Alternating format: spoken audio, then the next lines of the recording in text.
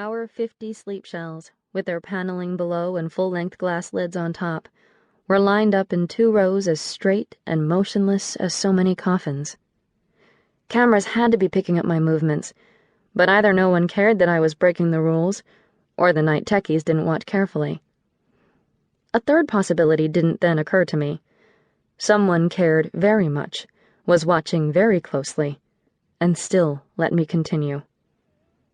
Clutching my nightie close, I tiptoed the length of the room, past the other girls, and peeked through the doorway to where the hall was dark, empty, and cool.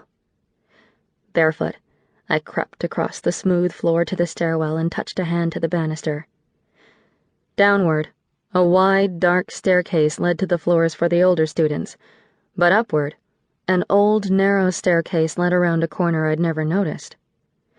I took the old steps up to an attic, where the roof was close and alive with the rain's pattering.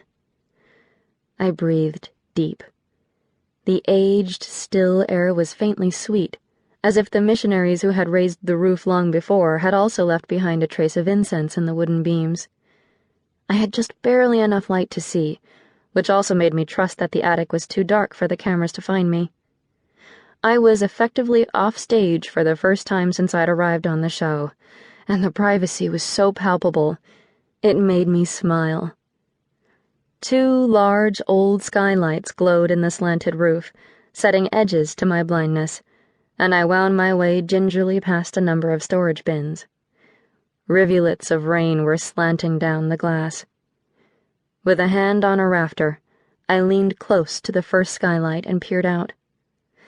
To the left, the dean's tower was dark except for lights on the top floor, where I'd heard the dean lived in his penthouse. The techies who worked in the building must be gone for the night. It made sense, I realized. They couldn't have much to do in the 12 hours of night while the Ford show was on the repeat cycle, rebroadcasting the feeds of the previous day. With a shove, I pushed the heavy skylight upward on its hinge and propped its bar in the opening. The rain dropped in a perfect curtain just beyond my touch, releasing a rush of noise and tropical mist. The drenched roof tiles smelled unexpectedly like the metal of the boxcars back home, or maybe I was smelling the wet grit of a catwalk I spied running below the skylight. I ached to go out and feel the soft blindness of the night touching my skin with the rain. It would make me strong. When I rolled my sleeve and reached a hand out, clean, colorless droplets fell upon my skin. They were warm and irresistibly inviting. Using a bin for a step, I hitched my nightie around me and crawled gingerly through the skylight to the catwalk. I gasped. The rain drenched me instantly, and I hunched against the downpour. It was so wonderful, so surprisingly not cold, that I had to laugh aloud. After 9 days of guarding myself, trying fruitlessly to please the teachers and cameras, I was free. I grasped the railing of the catwalk with one hand and pushed my wet curls out of my eyes. This was good. Light from the dean's tower cast outlines on the sloped roof of the film building next door, and beyond that, I could see the sharp roof of the clock tower.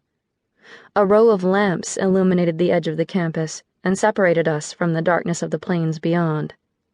Except for the faintest flickers, the lights of Forgetown were lost in the rain to the east, and my home, to the southwest, was impossibly distant. I looked anyway, employing my filmmaker trick. I imagined my gaze forward, high speed between the drops, to the boxcar where my kid sister was sleeping in the top bunk. I zoomed in large to picture her rosy cheeks and her eyelashes. Then I scanned past the curtain to the living room and put my stepfather in a stupor on the orange-plaid couch.